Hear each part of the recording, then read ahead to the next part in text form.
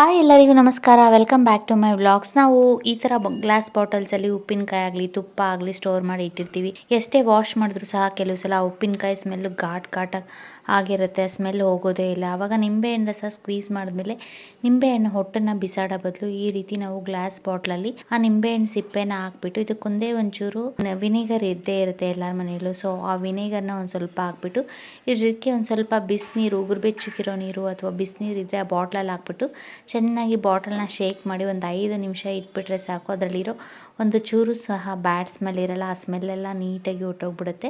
So ಈ ರೀತಿ ನಾವು ಉಪ್ಪಿನಕಾಯಿ ಬಾಟಲ್ಸ್ ಆಗಲಿ ತುಪ್ಪದ ಬಾಟಲ್ಸ್ ಆಗಲಿ ಅದನ್ನು ನೀಟಾಗಿ ಕ್ಲೀನ್ ಮಾಡ್ಕೋಬೋದು ಫ್ರೆಂಡ್ಸ್. ಪ್ಲಾಸ್ಟಿಕ್ ಬಾಟಲ್ಸೇ ಆಗಲಿ ಉಪ್ಪಿನಕಾಯಿ ಇಟ್ಟಿರ್ತೀವಿ ಅಥವಾ ಗ್ಲಾಸ್ ಬಾಟಲ್ಸೇ ಆಗಲಿ ಉಪ್ಪಿನಕಾಯಿ ತುಪ್ಪ ಹಾಕಿಟ್ಟಾಗ ಈ ಟಿಪ್ಸನ್ನು ಬಳಸಿ ನಾವು ಬಿಸಾಡೋ ನಿಂಬೆಹಣ್ಣಿನ ಸಿಪ್ಪೆನ ಬಳಸಿ ನಾವು ಗ್ಲಾಸ್ ಬಾಟಲ್ಸನ್ನು ಕ್ಲೀನ್ ಮಾಡ್ಕೋಬೋದು. ಬ್ಯಾಡ್ ಸ್ಮೆಲ್ಲೆಲ್ಲ ಹೋಗಿ ವಾಟರ್ ಬಾಟಲು ಸಹ ನೀಟಾಗಿ ಕ್ಲೀನ್ ಆಗುತ್ತೆ. ನಾವು ವಿನೆಗರ್ ಹಾಕಿರೋದ್ರಿಂದ ಅದರಲ್ಲಿ ಜಿಡ್ಡಿದ್ರೂ ಸಹ ಅದೆಲ್ಲ ನೀಟಾಗಿ ಹೊಟ್ಟೋಗ್ಬಿಡುತ್ತೆ.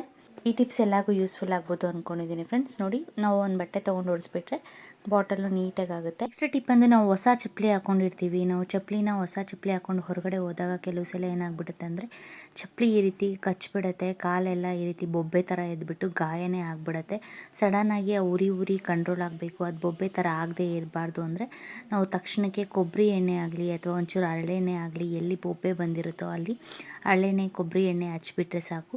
ಅದು ತಕ್ಷಣಕ್ಕೆ ನಮಗೆ ಬೊಬ್ಬೆ ಆಗ್ತೀರಾ ಸ್ವಲ್ಪ ತಣ್ಣಗೂ ಇರುತ್ತೆ. ಉರಿ ಆಗ್ತಾ ಇರೋದು ಕಂಟ್ರೋಲ್ ಆಗುತ್ತೆ ಫ್ರೆಂಡ್ಸ್. ನೆಕ್ಸ್ಟ್ ಟಿಪ್ ಬಂದು ನಮಗೆ ಕೆಲವು ಸಲ ಏನಾಗುತ್ತೆ ಅಂದರೆ ಜೀರ್ಣನೇ ಆಗಲ್ಲ, ಡೈಜೆಷನ್ ಸರಿಯಾಗಿ ಆಗದಿರ ಬೆಳಗ್ಗೆ ಎದ್ದ ತಕ್ಷಣ ನಾವು ಮೋಷನ್ ಸರಿಯಾಗಿ ಆಗಲ್ಲ. ಸೊ ಆ ಪ್ರಾಬ್ಲಮ್ಗೆ ನಾವು ಈ ರೀತಿ ಒಂದು ಸ್ವಲ್ಪ ಬಿಸಿ ನೀರು ಕಾಯಿಸ್ಬಿಟ್ಟು ಬೆಳಗ್ಗೆ ಎದ್ದ ತಕ್ಷಣ ಖಾಲಿ ಹೊಟ್ಟೆನಲ್ಲಿ ಒಂದು ಲೋಟ ಬಿಸಿ ನೀರಿಗೆ ಮನೆಯಲ್ಲಿ ತುಪ್ಪ ಇದ್ದೇ ಇರುತ್ತೆ. ಸ್ವಲ್ಪ ತುಪ್ಪ, 1 ಸ್ಪೂನಷ್ಟು ಚಿಕ್ಕ ಸ್ಪೂನಲ್ಲಿ ಒಂದು ತುಪ್ಪ ಹಾಕ್ಕೊಂಡು ಬಿಸಿ ನೀರಲ್ಲಿ ಚೆನ್ನಾಗಿ ಮಿಕ್ಸ್ ಮಾಡಿ ಈ ನೀರನ್ನು ನಾವು ಕುಡಿತಾ ಬಂದರೆ ನಮಗೆ ಜೀರ್ಣ ಚೆನ್ನಾಗಾಗುತ್ತೆ. ಮತ್ತು ನಾವು ಬೆಳಗ್ಗೆ ಎದ್ದ ತಕ್ಷಣ ನಾವು ಹೊಟ್ಟೆ ಎಲ್ಲ ನೀಟಾಗಿ ಕ್ಲೀನ್ ಆಗುತ್ತೆ ಫ್ರೆಂಡ್ಸ್. ಈ ರೀತಿ ನಾವು ತುಪ್ಪದ ನೀರನ್ನು ಕುಡಿಯೋದ್ರಿಂದ ನೀರು ನಾವು ತುಂಬ ಬಿಸಿ ಇರಬಾರ್ದು, ಮೀಡಿಯಮ್ ಆಗಿ ಬಿಸಿ ಇರಬೇಕು. ನಾವು ಕುಡಿಯೋಕ್ಕಾಗಬೇಕು ಆ ರೀತಿ ಬಿಸಿ ಇದ್ದರೆ ಸಾಕು. ಅದಕ್ಕೆ ಈ ರೀತಿ ಒಂದು ಸ್ವಲ್ಪ ತುಪ್ಪ ಮಿಕ್ಸ್ ಮಾಡ್ಬೋದು. ತುಪ್ಪ ಬೇಡ ಅನ್ನೋರು ಒಂದು ಸ್ವಲ್ಪ ಹರಳೆಣ್ಣೆನ ಮಿಕ್ಸ್ ಮಾಡಿಕೊಂಡು ಕುಡಿಯೋದ್ರಿಂದ ಹೊಟ್ಟೆ ನೀಟಾಗಿ ಕ್ಲೀನ್ ಆಗುತ್ತೆ.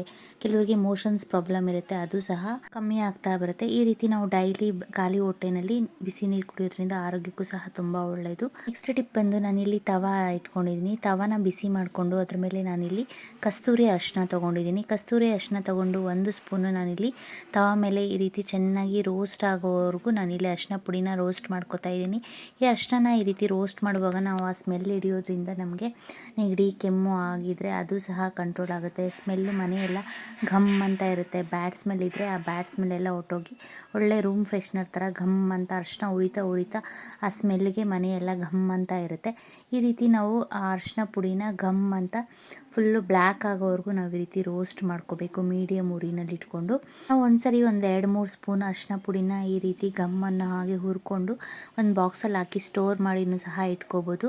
ನೋಡಿ, ಈ ರೀತಿ ನಾನಿಲ್ಲಿ ಮೀಡಿಯಮ್ ಉರಿನಲ್ಲಿ ಇಟ್ಕೊಂಡು ಚೆನ್ನಾಗಿ ಇದನ್ನು ಹುರ್ಕೋತಾ ಇದ್ದೀನಿ. ಅರಿಶಿನ ಪುಡಿನ ಕಾಫಿ ಪೌಡರ್ ಥರ ಕಲರ್ ಟರ್ನ್ ಆಗೋವರೆಗೂ ನಾವು ಹುರ್ಕೋಬೇಕು.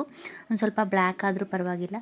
ನಾವು ಇದರಲ್ಲಿ ನ್ಯಾಚುರಲ್ ಆಗಿ ಹೇರ್ ಡೈ ಥರನೂ ಸಹ ಇದನ್ನು ಕೊಬ್ಬರಿ ಎಣ್ಣೆಗೆ ಮಿಕ್ಸ್ ಮಾಡಿಕೊಂಡು ನಾವೆಲ್ಲರೂ ಸಡನ್ನಾಗಿ ಹೊರಗಡೆ ಹೋಗಬೇಕಾಗುತ್ತೆ. ಕೆಲವು ಸಲ ವೈಟ್ ಹೇರ್ಸ್ ಇರುತ್ತೆ. ಸೊ ಆವಾಗ ಈ ಪುಡಿನ ನಾವು ಮಾಡಿಟ್ಕೊಂಡ್ರೆ ಇದಕ್ಕೆ ಒಂದು ಸ್ವಲ್ಪ ಕೊಬ್ಬರಿ ಎಣ್ಣೆ ಮಿಕ್ಸ್ ಮಾಡಿಕೊಂಡು ಹೇರ್ ಡೈ ಥರ ಅಪ್ಲೈ ಮಾಡಿಕೊಂಡು ಹೊರಗಡೆ ಹೋಗುವಾಗ ಹೋಗ್ಬೋದು. ನ್ಯಾಚುರಲ್ ಹೇರ್ ಡೈ ಥರ ಸಹ ಯೂಸ್ ಮಾಡ್ಬೋದು. ಇದನ್ನು ನಾನಿಲ್ಲಿ ಫೇಸ್ ಪ್ಯಾಕ್ ಮಾಡೋದಕ್ಕೆ ಬಳಸ್ತಾ ಇದ್ದೀನಿ. ನೋಡಿ, ಇಲ್ಲಿ ನಾನು ರೋಸ್ಟ್ ಮಾಡಿ ಇಟ್ಕೊಂಡಿರೋ ಅರಿಶಿನ ಪುಡಿನ ತೊಗೊಂಡಿದ್ದೀನಿ. 1 ಸ್ಪೂನಷ್ಟು ಪೌಡರ್ ತೊಗೊಂಡು ಇದಕ್ಕೆ ನಾನಿಲ್ಲಿ ಜೇನುತುಪ್ಪ ಮಿಕ್ಸ್ ಮಾಡ್ಕೊತಾ ಇದ್ದೀನಿ. ಅರಿಶಿನ ಪುಡಿಗೆ ನಾವು ಬೇಕಾಗುವಷ್ಟು ಜೇನುತುಪ್ಪನ ಮಿಕ್ಸ್ ಮಾಡಿಕೊಂಡು ಇದಕ್ಕೆ 1 ಸ್ಪೂನ್ ಆದರೆ ಸಾಕು. ಚೆನ್ನಾಗಿ ಮಿಕ್ಸ್ ಮಾಡಿ ಅರಿಶಿನ ಪುಡಿ ಮತ್ತು ಜೇನುತುಪ್ಪ ಮಿಕ್ಸ್ ಆದಮೇಲೆ ಇದನ್ನು ನಾವು ಸ್ಕಿನ್ ಮೇಲೆ ಅಪ್ಲೈ ಮಾಡ್ಕೊಳ್ಳೋದ್ರಿಂದ ಕೈಗಾಗಲಿ ಅಥವಾ ಫೇಸ್ಗಾಗಲಿ ಅಪ್ಲೈ ಮಾಡ್ಕೊಳ್ಳೋದ್ರಿಂದ ಸ್ಕಿನ್ ಎಲ್ಲ ಟ್ಯಾನ್ ಆಗಿಬಿಟ್ಟಿರುತ್ತೆ. ಮತ್ತು ಕೆಲವು ಸಲ ಮಾರ್ಕ್ಸ್ ಇರುತ್ತೆ, ಮೊಡವೆ ಮಾರ್ಕ್ಗಳು ಸಹ ಉಳಿದ್ಬಿಟ್ಟಿರುತ್ತೆ. ಸೊ ಅದು ಸಹ ನಾವು ಇದನ್ನು ಅಪ್ಲೈ ಮಾಡ್ತಾ ಬಂದರೆ ಕಮ್ಮಿ ಆಗ್ತಾ ಬರುತ್ತೆ. ಟ್ಯಾನ್ ಅಂತೂ ತುಂಬ ಚೆನ್ನಾಗಿ ಹೊರ್ಟೋಗ್ಬಿಡುತ್ತೆ. ಒಂದು ಚೂರು ಸಹ ಟ್ಯಾನ್ ಇಲ್ಲದೆ ಇರೋ ಹಾಗೆ ನಾವು ಇದನ್ನು ಅವಾಗವಾಗ ಅಪ್ಲೈ ಮಾಡೋದ್ರಿಂದ ಸ್ಕಿನ್ ಟ್ಯಾನ್ ಆಗಿರೋದು ಮತ್ತು ಬ್ಲ್ಯಾಕ್ ಆಗಿ ಆಗ್ಬಿಟ್ಟಿರುತ್ತೆ ಅದೆಲ್ಲ ಕಮ್ಮಿ ಆಗ್ತಾ ಬರುತ್ತೆ. ನಾವು ಈ ರೀತಿ ಅರಿಶಿನ ಪುಡಿಗೆ ನಾವು ಒಂದು ಸ್ವಲ್ಪ ಜೇನುತುಪ್ಪ ಮಿಕ್ಸ್ ಮಾಡಿಕೊಂಡು ಅಪ್ಲೈ ಮಾಡ್ಕೊಳ್ಳೋದ್ರಿಂದ ನಾವು ಹೀಗೇ ಅಪ್ಲೈ ಮಾಡ್ಕೋಬೋದು. ಇಲ್ಲಾಂದರೆ ನಾವು ಇದಕ್ಕೆ ಒಂದು ಸ್ವಲ್ಪ ಹಸಿ ಹಾಲಾಗಲಿ ಅಥವಾ ಒಂದು ಸ್ವಲ್ಪ ಮೊಸರಾಗಲಿ ಮಿಕ್ಸ್ ಮಾಡಿಕೊಂಡು ಸಹ ಅಪ್ಲೈ ಮಾಡ್ಕೋಬೋದು. ತುಂಬ ಚೆನ್ನಾಗಿ ವರ್ಕ್ ಆಗುತ್ತೆ ಫ್ರೆಂಡ್ಸ್. ನೀವು ಸಹ ಟ್ರೈ ಮಾಡಿ ನೋಡಿ. ಒಂದು ಒಳ್ಳೆ ಫೇಸ್ ಪ್ಯಾಕನ್ನು ಈ ರೀತಿ ನಾವು ಮನೆಯಲ್ಲೇ ರೆಡಿ ಮಾಡ್ಕೋಬೋದು. ನಾವು ಪಾರ್ಲರ್ಗೆ ಹೋಗಿ ಆ ಟ್ಯಾನ್ ರಿಮೂವ್ ಮಾಡೋಕ್ಕೆ, ಫೇಶಿಯಲ್ ಮಾಡಿಸ್ಕೊಳ್ಳೋದಕ್ಕಿಂತ ಈ ರೀತಿ ಮನೆಯಲ್ಲಿ ಸಿಗೋ ಐಟಮ್ಸಿಂದನೇ ನಾವು ಒಂದೊಳ್ಳೆ ಮನೆಯಲ್ಲಿ ಪ್ಯಾಕನ್ನು ರೆಡಿ ಮಾಡಿಕೊಂಡು ಸ್ಕಿನ್ ಟ್ಯಾನ್ ಆಗಿರೋದೆಲ್ಲ ರಿಮೂವ್ ಮಾಡ್ಕೋಬೋದು.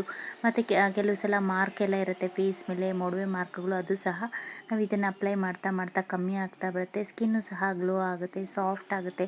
ಜೇನುತುಪ್ಪ ಹಾಕಿರೋದ್ರಿಂದ ಸಾಫ್ಟಾಗೂ ಇರುತ್ತೆ ಫ್ರೆಂಡ್ಸ್. ಮೊಸರು, ಜೇನುತುಪ್ಪ, ಅರಿಶಿನ ಚೆನ್ನಾಗಿ ಮಿಕ್ಸ್ ಮಾಡಿಕೊಂಡು ಚೆನ್ನಾಗಿ ಬ್ಲೆಂಡ್ ಆದಮೇಲೆ ನಾವು ಈ ರೀತಿ ನಮ್ಮ ಫೇಸ್ಗಾಗಲಿ ಅಥವಾ ಕೈಗೆ, ಕಾಲ್ಗಾಗಲಿ ಅಪ್ಲೈ ಮಾಡಿಕೊಂಡು ನಾವು ಇದನ್ನು ಒಂದು 10-15 ನಿಮಿಷ ಅಥವಾ 20 ಮಿನಿಟ್ಸ್ ಸ್ವಲ್ಪ ಡ್ರೈ ಆಗೋಕ್ಕೆ ಬಿಟ್ಟಾಗಿ ಒಂದು ಸ್ವಲ್ಪ ವಾಟರ್ ಹಾಕಿ ಈ ರೀತಿ ಒಂದು ಸ್ವಲ್ಪ ಮಸಾಜ್ ಮಾಡಿ ನಾವು ಇದನ್ನು ವಾಶ್ ಮಾಡಿಕೊಂಡ್ರೆ ಆ ಫೇಸು ಗ್ಲೋ ಆಗುತ್ತೆ.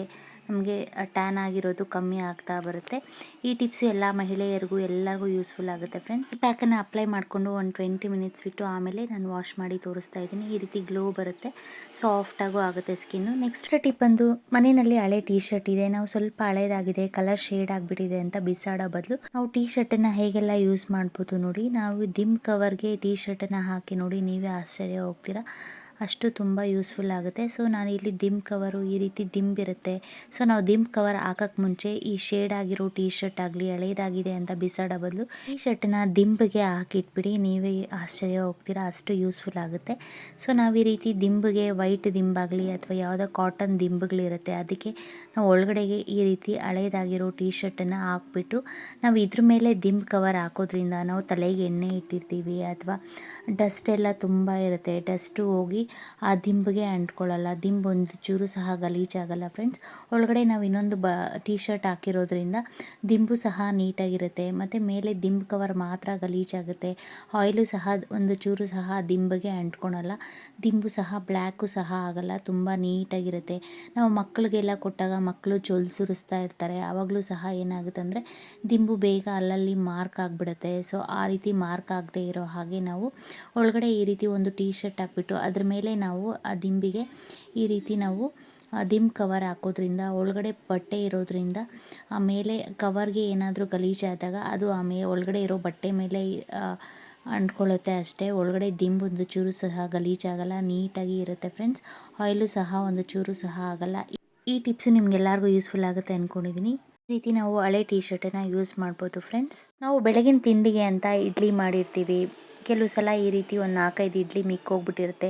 ಇದರಲ್ಲಿ ನಾವು ಒಂದು ಒಳ್ಳೆ ಸ್ನ್ಯಾಕ್ ಮಾಡ್ಕೋಬೋದು. ಸಂಜೆ ತಿಂಡಿ ಟೈಮಲ್ಲಿ ತಿನ್ಬೋದು.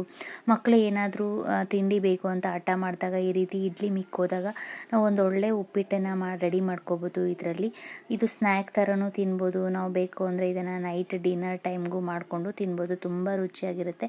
ಇದಕ್ಕೆ ನಾನಿಲ್ಲಿ ಬೀನ್ಸು, ಕ್ಯಾರೆಟು, ಕ್ಯಾಪ್ಸಿಕಮ್ ಇದ್ದರೆ ಕ್ಯಾಪ್ಸಿಕಮ್ಮು ಸಹ ಹಾಕ್ಕೋಬೋದು. ನಾನಿಲ್ಲಿ ಒಂದು ಈರುಳ್ಳಿನ ಕಟ್ ಮಾಡಿ ಇಟ್ಕೊಂಡಿದ್ದೀನಿ ಸಣ್ಣಕ್ಕೆ. ಸ್ಟವ್ ಹಚ್ಚಿ ಬಾಣಲಿ ಇಟ್ಕೊಂಡು ಇದಕ್ಕೆ ಸ್ಪೂನ್ ಎಣ್ಣೆ ಹಾಕ್ಕೊಂಡಿದ್ದೀನಿ. ಒಂದು ಸ್ವಲ್ಪ ಸಾಸಿವೆ ಹಾಕ್ಕೊಂಡು ಸಾಸಿವೆ ಸಿಡಿಯೋಕ್ಕೆ ಸ್ಟಾರ್ಟ್ ಆದಮೇಲೆ ನಾನಿಲ್ಲಿ ಒಂದು ಹಿಡಿಯಷ್ಟು ಕಡಲೆ ಬೀಜ ಹಾಕ್ಕೋತಾ ಇದ್ದೀನಿ. ನಾವು ಬೇಕು ಅಂದರೆ ಇದಕ್ಕೆ ಒಂದು ಸ್ವಲ್ಪ ಕಡಲೆಬೇಳೆನೂ ಸಹ ಹಾಕ್ಕೋಬೋದು ಒಗ್ಗರಣೆಗೆ. ಕಡಲೆ ಬೀಜ ಹಾಕೋದ್ರಿಂದ ತಿನ್ನಬೇಕಾದ್ರೆ ಅಲ್ಲಿ ನಮ್ಗೆ ಒಂದೊಂದು ಕಡಲೆ ಬೀಜ ಸಿಗ್ತಾಯಿದ್ರೆ ಟೇಸ್ಟ್ ತುಂಬ ರುಚಿಯಾಗಿರುತ್ತೆ. ಕಡಲೆ ಬೀಜನ ಕ್ರಿಸ್ಪಿ ಆಗೋವರೆಗೂ ನಾವು ಆಯಿಲಲ್ಲಿ ಫ್ರೈ ಮಾಡ್ಕೋಬೇಕು. ಕಡಲೆ ಬೀಜ ಚೆನ್ನಾಗಿ ಫ್ರೈ ಆದಮೇಲೆ ನಾವು ಕಟ್ ಮಾಡಿ ಇಟ್ಕೊಂಡಿರೋ ಈರುಳ್ಳಿ ಮತ್ತು ಕ್ಯಾಪ್ಸಿಕಮ್ಮು, ಬೀನ್ಸು, ಕ್ಯಾರೆಟನ್ನು ಹಾಕಿ ಇದನ್ನು ಒಂದು ಸ್ವಲ್ಪ ಹೊತ್ತು ಚೆನ್ನಾಗಿ ಆಯಿಲಲ್ಲಿ ಫ್ರೈ ಮಾಡ್ಕೋಬೇಕು. ನಾನಿಲ್ಲಿ ನೀರು ಹಾಕಿ ಬೇಯಿಸ್ತಾ ಇಲ್ಲದೆ ಇರೋದ್ರಿಂದ ನಾವು ಆಯಿಲಲ್ಲೇ ಒಂದು 5 ನಿಮಿಷ ಈ ರೀತಿ ಬೀನ್ಸು, ಕ್ಯಾರೆಟನ್ನು ಸ್ವಲ್ಪ ಹೊತ್ತು ಬೇಯೋವರೆಗೂ ನಾವು ಬೇಯಿಸ್ಕೋಬೇಕು. ಒಂದು ಸ್ವಲ್ಪ ಕ್ರಂಚಿ ಆಗಿದ್ದರೂ ಪರವಾಗಿಲ್ಲ. ತುಂಬ ಬೇಯಬೇಕು ಅಂದರೆ ನೀವು ಆಯಿಲ್ ಸ್ವಲ್ಪ ಹಾಕಿರೋದ್ರಿಂದ, ಬೇಕು ಅಂದರೆ ಒಂದು ಸ್ವಲ್ಪ ನೀರು ಹಾಕಿ ನಾವು ಪ್ಲೇಟ್ ಮುಚ್ಚಿ ಒಂದು 5 ನಿಮಿಷ ಬೇಯಿಸ್ಕೊಂಡ್ರೆ ತರಕಾರಿ ಚೆನ್ನಾಗಿ ಬೇಯುತ್ತೆ. ಈಗ ನಾನು ಲಾಸ್ಟಲ್ಲಿ ಒಂದು ಸ್ವಲ್ಪ ಕೊತ್ತಂಬರಿ ಸೊಪ್ಪು ಮತ್ತು ಪುದೀನ ಇದ್ದರೆ ಪುದೀನ, ಕೊತ್ತಂಬರಿ ಸೊಪ್ಪನ್ನು ಒಂದು ಸ್ವಲ್ಪ, ತುಂಬ ಪುದೀನ ಹಾಕಬಾರ್ದು, ಒಂದು ಸ್ವಲ್ಪ ಪುದೀನ ಹಾಕಿ ಈ ರೀತಿ ಹಾಕಿ ಸ್ವಲ್ಪ ಹೊತ್ತು ಆಯಿಲಲ್ಲಿ ಫ್ರೈ ಮಾಡ್ಕೋಬೇಕು. ನಾನಿಲ್ಲಿ ಹಸಿಮೆಣ್ಸಿನ್ಕಾಯಿ ಬಳಸದೇ ಇರೋ ಕಾರಣ ಖಾರಕ್ಕೆ ತರಕಾರಿ ಸ್ವಲ್ಪ ಫ್ರೈ ಆದಮೇಲೆ ನಾವು 1 ಸ್ಪೂನಷ್ಟು ಖಾರದ ಪುಡಿ ಮತ್ತು ಅರಿಶಿನ ಪುಡಿ ಕಲರ್ಗೆ ಮತ್ತು ಟೇಸ್ಟು ಸಹ ಚೆನ್ನಾಗಿರುತ್ತೆ, ಒಂದು ಸ್ವಲ್ಪ ಅರಿಶಿನ ಪುಡಿ ಹಾಕ್ಕೋತಾ ಇದ್ದೀನಿ. ನಾವು ಬೇಕು ಅಂದರೆ ಇದಕ್ಕೆ ಒಂದು ಸ್ವಲ್ಪ ಗರಂ ಮಸಾಲ ಅಥವಾ ಚಾಟ್ ಮಸಾಲ ಇದ್ದರೆ ಚಾಟ್ ಮಸಾಲಾನೂ ಸಹ ಹಾಕ್ಕೋಬೋದು, ಟೇಸ್ಟು ತುಂಬ ಚೆನ್ನಾಗಿರುತ್ತೆ. ಇಷ್ಟನ್ನು ಹಾಕಿ ನಾವು ತರಕಾರಿ ಬೇಯಿಸ್ಕೊಂಡಿದ್ದೀವಲ್ಲ ಅದ್ರ ಜೊತೆ ಮಿಕ್ಸ್ ಮಾಡ್ಕೋಬೇಕು.